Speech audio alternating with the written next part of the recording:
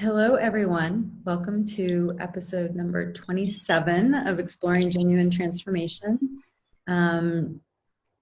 We were having some connectivity problems, and so today we are recording this, Shannon and I, together, and you are seeing the replay.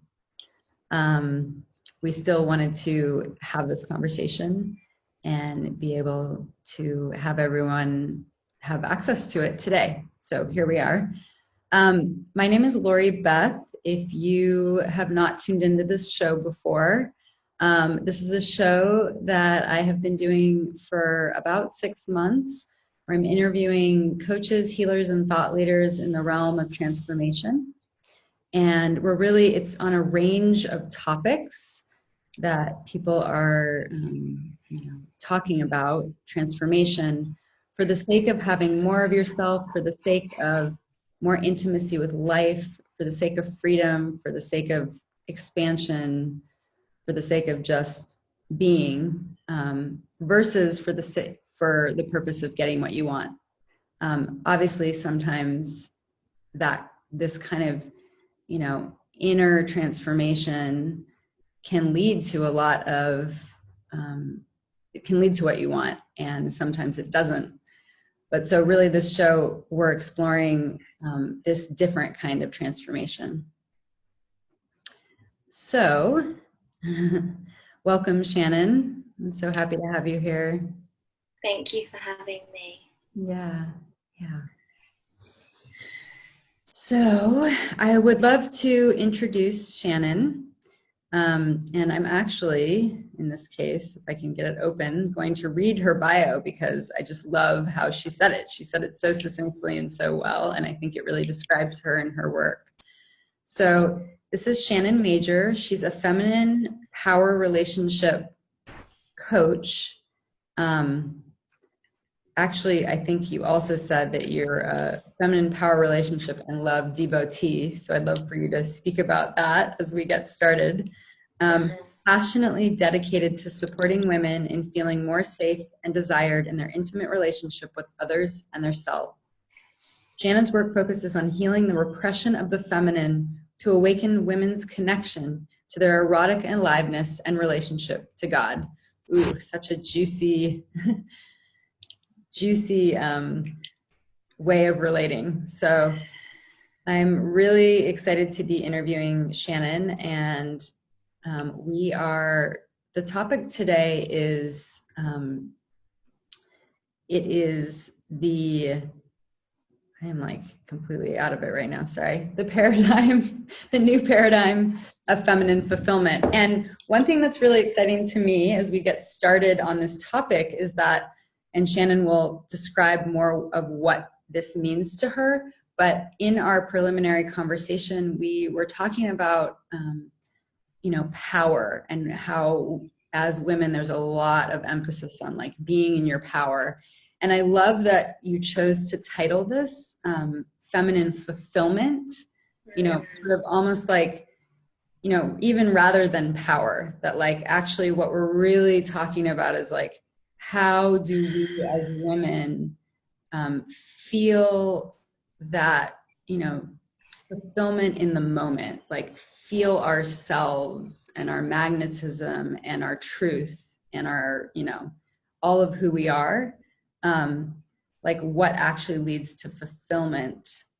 And I think one of the reasons that we wanted to talk about this is you really wanted to, what I heard from you in our conversation is really talking about like the difference between sort of this masculine driven kind of like, I'm doing this to get this, which is also a huge part of the self-development field.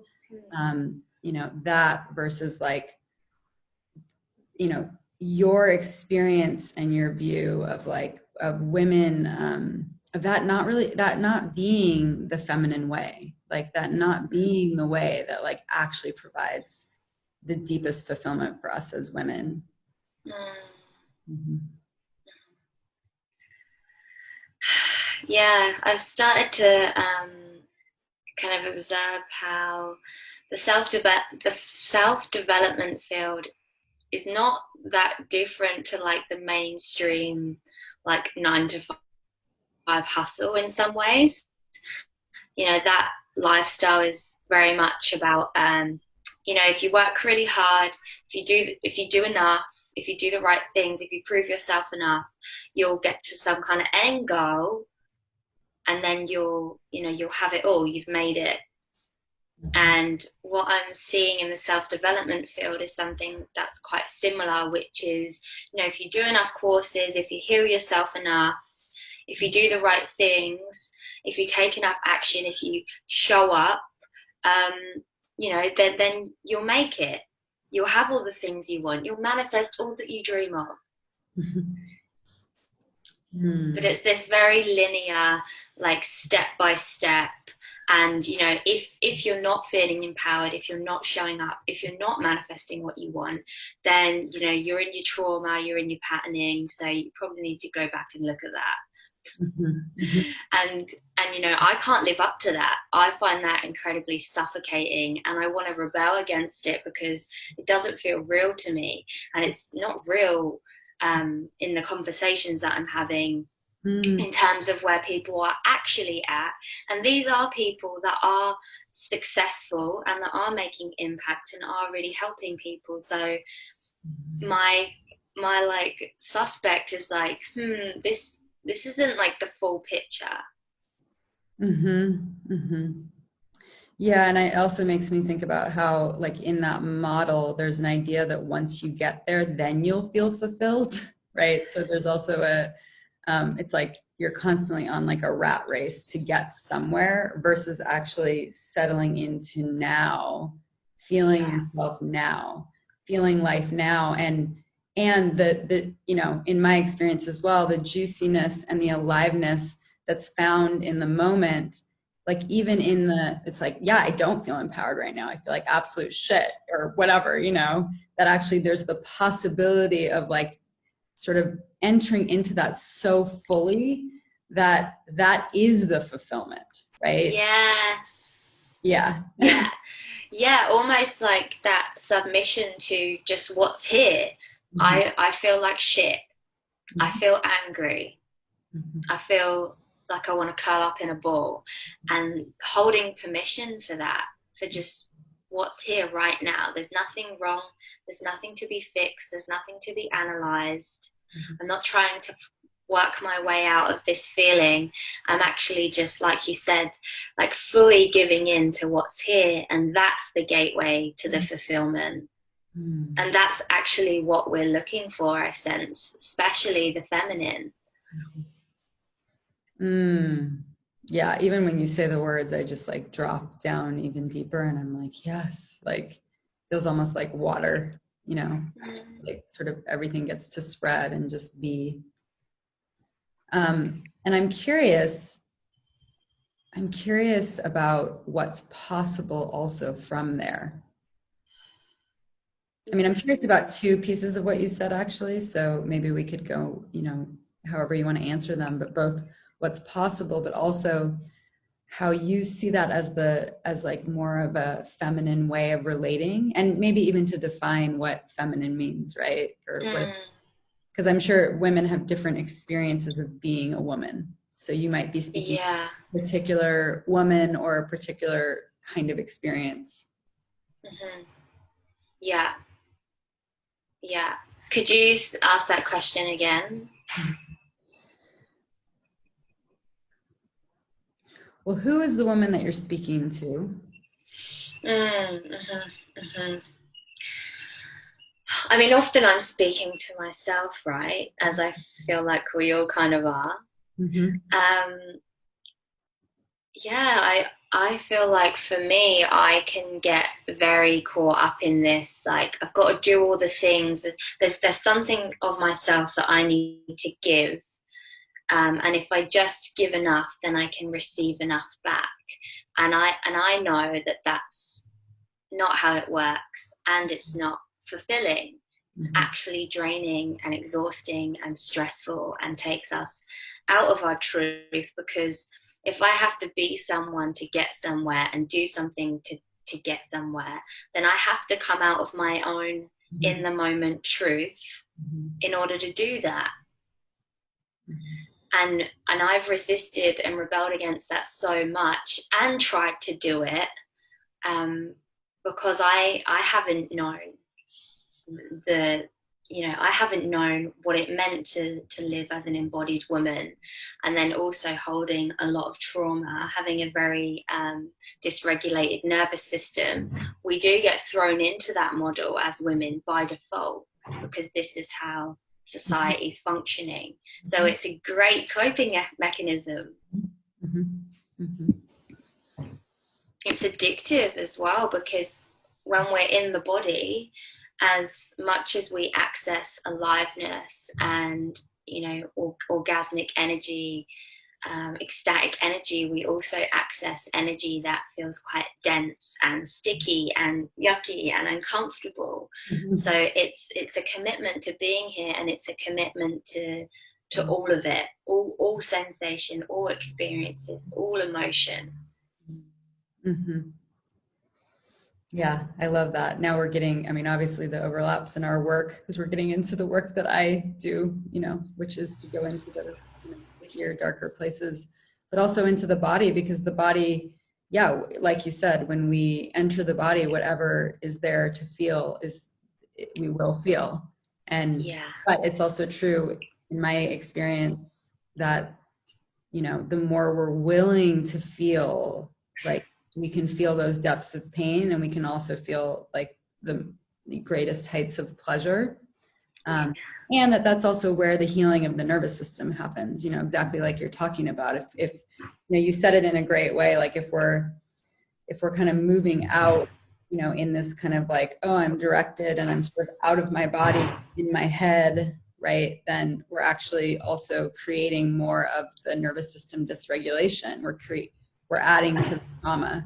There's a collective trauma that we all have internalized, regardless of where we came from, just living. Well, it kind of sustains that mechanic of self-abandonment. Mm-hmm. There's some real like uncomfortable heavy stuff here, so let me just go out of myself and just go into this productivity, churning out creativity, and it's just, for me, it was an avoidance mechanism. Mm-hmm. Mm-hmm. And so, I mean, back to my question with, I think I'm curious about, you're speaking to women. Do you see this as a specifically, I mean, you're coming from your own experience and the women that you work with and the women that are in your life, but do you think that this is this kind of like landing in the body and being in this more feminine current, we're calling it feminine current even, do you think that that's more applicable to women than to men? Not necessarily, no. But the piece that I'm really interested in is in how this disembodied kind of hyper doing way of being that we get pulled into as women kind of infiltrates our relationships with men and the masculine. And how depolarizing that is, and how much conflict and separation it creates. So that's the piece that I'm really interested in, because I feel like it's the masculine shell that women have been kind of taught to wear, then has us showing up in a way where we'll treat our relationships like a business strategy. Mm-hmm. Mm-hmm. And I would also guess, just from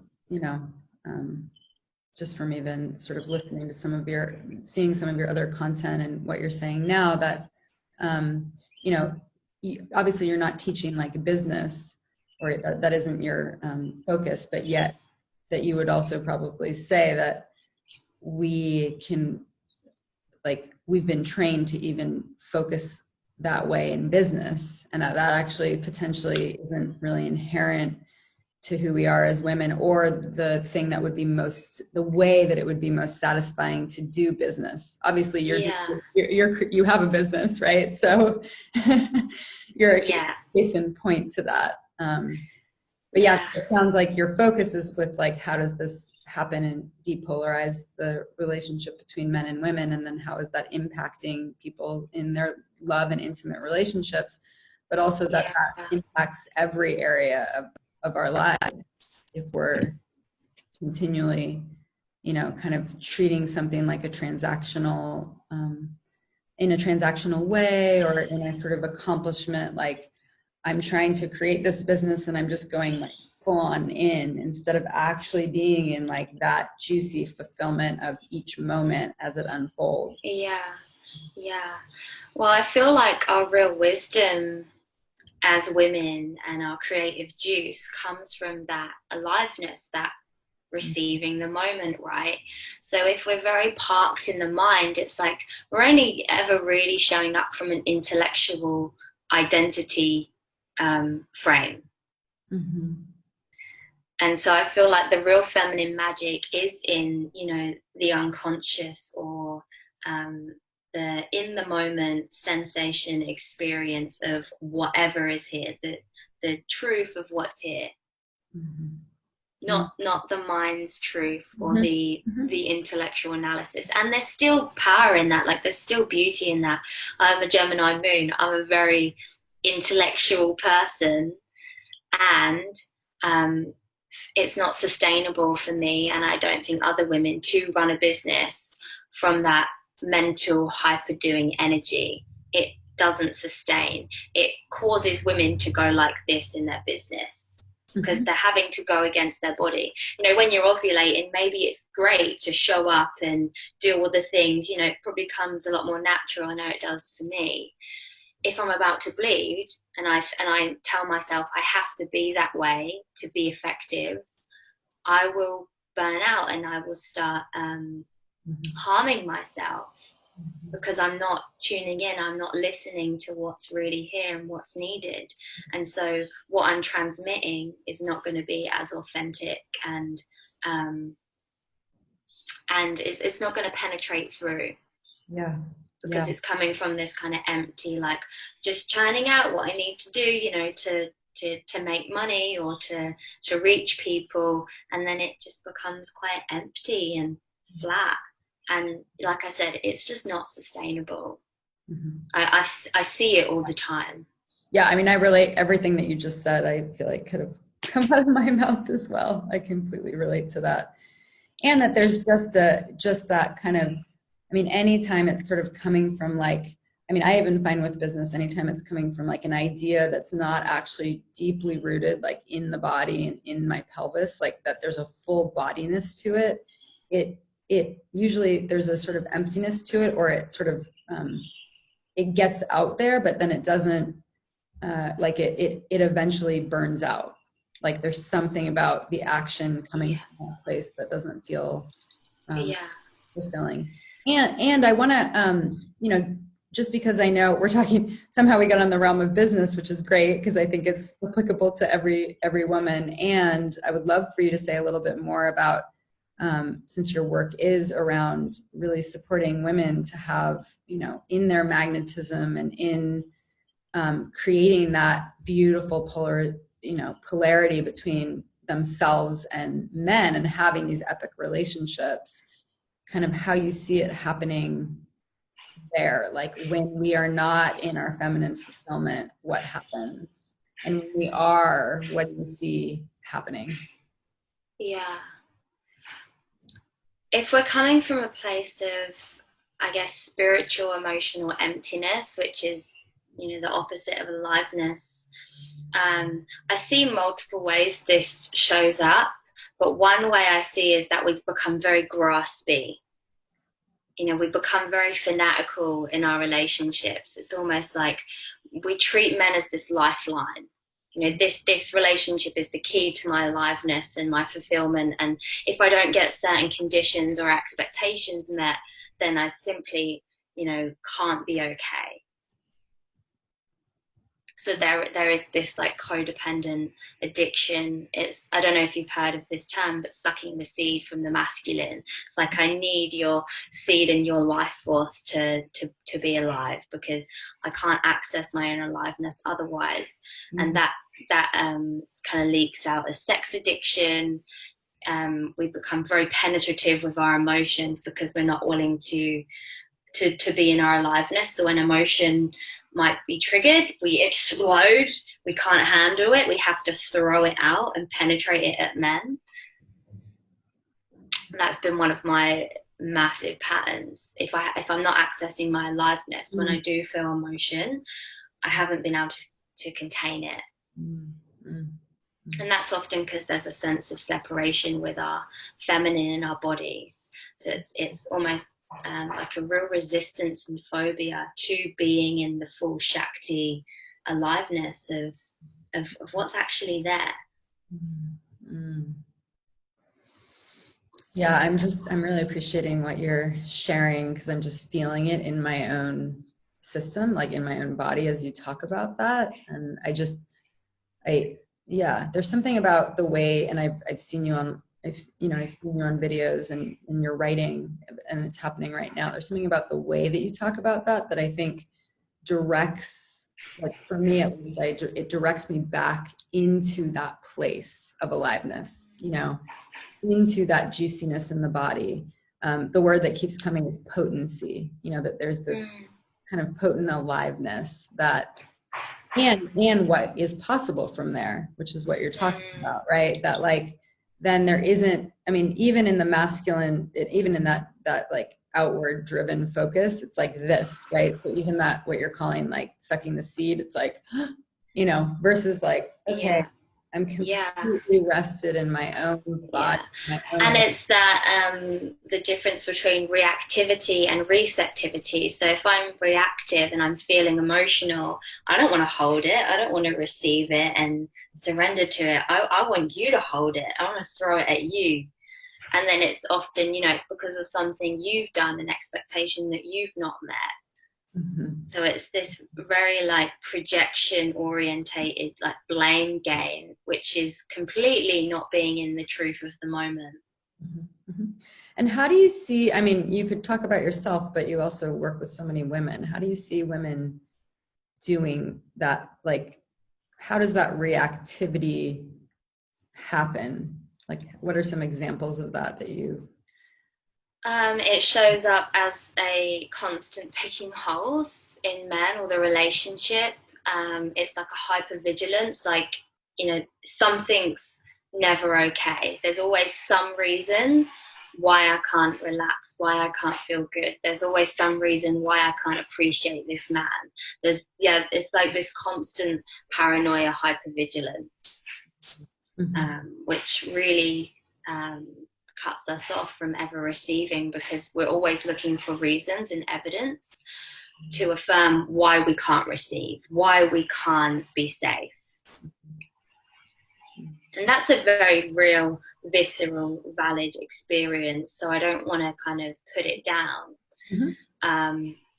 But it's like we're at a point now where it's like, okay, does it protect you? Does it serve you? Or is it actually just blocking you from what you really want and from actually, being in your real essence? Well, and what I love about what you're saying is that in my view, there are many ways of supporting women to be more in that receptivity and to work with different levels of trauma around not feeling safe. But I think what's so important about what you're saying is that it's the acknowledgement of it, right? So the first step is saying, oh, whoa, I'm doing this in my relationships, let's say, or I'm doing this with, my partner or with men.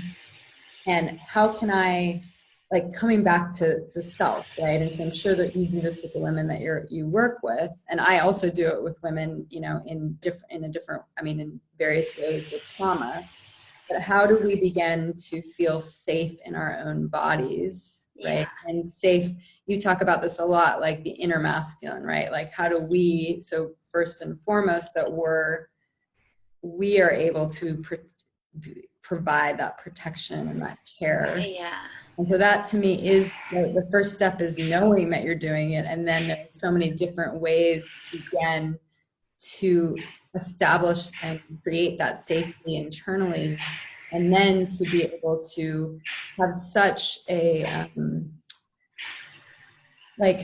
to have such an in-depth and subtle relationship with your own responses, that when you then are in relationship to the masculine or to men, Yeah. then there's the possibility of like, wow, I'm doing that again. Okay, like what, how do I come back into this, receptivity? How do I come back into this safety and healing in my own body? So it seems like it works on both ends. Yeah. You can teach women how to be in that receptivity in themselves, and you can also really acknowledge and create space for the trauma, and how, Yeah. why that hasn't been safe or hasn't felt safe. Mm-hmm. Yeah. Um, so one of the things that I identified was that most of the time there's a window. So say we get triggered, something happens, something said, there's a window. Do I throw this out? Do I project? Do I self-abandon, leave my own experience and transfer this experience onto this person? Mm-hmm. Or do I take a deep breath? Do I come inside myself? Do I slow down? Mm-hmm. Do I locate where is this contraction? And do I be in the truth of that? And it really, I feel like for many women, and it's been my journey too, is like to stop self-abandoning. And there's two ways we seem to typically do that, which is, I feel so overwhelmed and triggered right now that I just need to penetrate this at someone because I don't want to feel it. Or I'm going to go in my head and go into an analysis frenzy. Why do I feel this? What was it? How do I get out with it? Am I right for feeling this? It's like we either over-identify with it and overindulging in it, or we go into self-pity and bully ourselves for the experience that we're having. So either way, there's a separation going on. What I feel is not okay right now, or I can't love this. Mm-hmm. Mm-hmm. Oh, it's so, I like have the chills somewhat, because it takes us back to even kind of where we started, really, which is like being able to be like what we've been talking about, like the feminine current, or the sense of like really entering into every single experience that's happening, like learning how to do that in the moment, in the body, versus like this other way of like, I'm trying to be powerful, or I'm trying to have self-love all the time, like something that isn't even possible. And yet what's so beautiful, right, is that in the moment that you say, oh, I don't feel powerful, and what does that feel like in the body, and how do I fully enter that, you actually are powerful, right? Because you're being in the truth. Yeah. And it's that non-dual experience of like, it's like it takes you right there, and then you do feel self-love. Like, how do you not feel self-love in that moment, right? Yeah. But we don't feel self-love by like, it's actually not self-loving to be like, I should be somewhere else, and why don't I love myself all the time? And I have something I need to do to how do I get out of this so I can feel good again and love myself? Because what's here, this particular pulsation of energy is so wrong and disgusting of me to even feel it, that I must turn away from it and find another experience or create another experience. That's self-hate. Yeah, absolutely. Yeah. I just love this place as well, because you're in your work, you're really, I'm very inspired by your work, because you're really supporting women, I think, overall, to be in that place of their own what I would call it is like entering their own river, like sort of like really being with themselves. But then it's also for the purpose of, how do we have these beautiful relationships with men, and how do we shift the way that we are being? How do we have this kind of beautiful love and receptivity? But so there, it's in relationship, but it's also in relationship with self, which is I think And before we finish, I just something that just came through, and this is something that I've seen play out many many times, is that men mostly want to know how you feel. They want to feel your truth. They want to feel your embodied experience. They just don't want to be blamed for it. Mm-hmm. They just don't want to be attacked in the process. They don't want you to penetrate them with your chaos, essentially.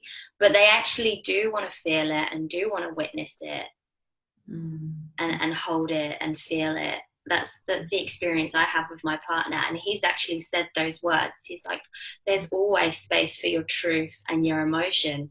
I just don't want to be attacked. I just don't want to be picked at and made to be part of the problem. But he actually loves to be the person that, gets to witness me and say, everything's welcome. It's all okay. I think that's a gift to him, and it is to most men. Beautiful. Yeah, that's a great place, especially with your work, to end. And I would also just add to that, it sounds like, it's also that then to me, that's like you're receiving yourself and then you're receiving your partner. And there's this beautiful, I imagine, beautiful. Yeah. On a mechanical level, it's like, because I'm not in separation about my experience and my emotions, because I'm able to hold that, then, so within, without. He can hold it too, because I'm not separating what's happening, and therefore he doesn't feel separation in it either. Yeah, and then that's when it's like what you're truly desiring, that receptivity, it's like it's just happening in all realms, and then you're receiving all of life, right? That's right? whether it's your partner, or whether it's your connection with the client, or right, like whether it's like, oh, I'm smelling this flower and I can completely receive the beauty of, or the fragrance and the beauty. Yeah. Well, this was I feel like there's so much more we could say, and maybe we will, because Shannon and I are both going to be I'm in Bali and she's going to be soon. Yeah. I feel like we should definitely do a part 2. Yeah. And hopefully we'll be able to do that live. So, so hopefully people are watching the replay. And before we end, I just want to give Shannon, give you a chance for people who don't know you and aren't familiar with your work, to know where they can follow you and how they might work with you. So you'll probably see my name somewhere above this video. So my Facebook name is Shannon Major. I'm about to launch a group program called Love Like a Queen, which is a 10-week program for women wanting to create deeper intimacy with men, embody their feminine essence, their feminine power, learn how to love men through their feminine power, through their magnetism. This is the 6th round, so I'm really excited about that, and that will be starting in March. Yeah. Wonderful. And do you have any one-on-one slots available, or Yeah, I have a small handful of like one-to-one mentorships, which are 3 months long, which is essentially the same thing, but it's like a more personalized, intensive journey around relationships, loving men, self-love, feminine power, all that kind of stuff. Beautiful. Yeah, and I would really recommend following Shannon on Facebook. That's where I first saw you. Her videos and her writing are really very beautiful, and they're just a transmission into everything that we've been talking about. So I just highly recommend that. Yeah, so this has been lovely. Again, my name is Lori Beth, and I do this show every week, and I'm just starting it up again. So there's going to be some really great people coming on I'm excited about. And I am also beginning a program early February that's called Dark Feminine Alchemy. And it is a 4-month one-on-one program with a group component for women. And it is basically the heart of my work is transforming darkness, pain, and trauma into beauty, pleasure, and purpose. And so a lot of what we talked about today in terms of really entering into the body is a big part of my work, as well as doing a lot of one-on-one somatic and trauma healing work. So this is for female entrepreneurs and leaders who are wanting to have a really epic breakthrough in kind of, you know, their trauma and / experiences of darkness and emotional challenge that they've had for a long time in order to really take off in their lives and create what they want. So if you're interested in that program, be in touch with me. Okay. Thank you everyone for tuning in. Thank you again, Shannon. Thank you for having me.